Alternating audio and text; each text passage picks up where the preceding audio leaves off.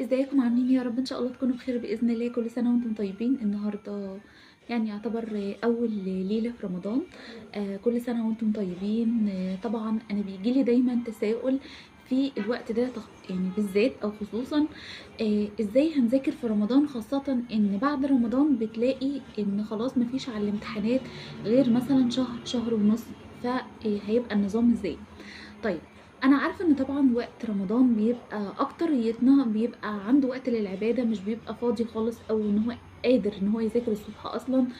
فمفيش مشكله خالص. انت ممكن، انا نصايحي يعني ان انت ممكن تقضي اليوم عادي وتفطر لو هتنام ساعتين او 3، وتذاكر مثلا من الوقت من اللي هو 11 مثلا لحد الفجر.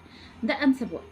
طيب بالنسبة لمروح الكلية، في ناس بتروح في ناس ما بتروحش. ممكن تكتفي مثلا بيوم في الأسبوع، ممكن تكتفي بيومين، على حسب انت بالنسبة لك بتسافر ما بتسافرش. يعني دي نظمها زي ما انت عايز. ولكن المفروض ان احنا نحافظ على ساعة يوميا او ساعتين بالكتير، لازم تواظب عليها، لان يعني رمضان 30 يوم.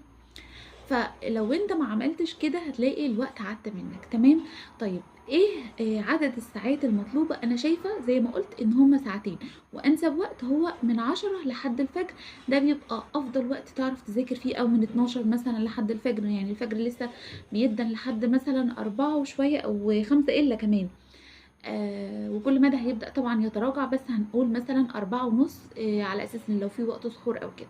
فده بالنسبة لي أفضل وقت، وأنا بالنسبة لأغلب الطلبة ده أفضل وقت. هيبقى استيعابك أفضل، أحسن من نصف يوم.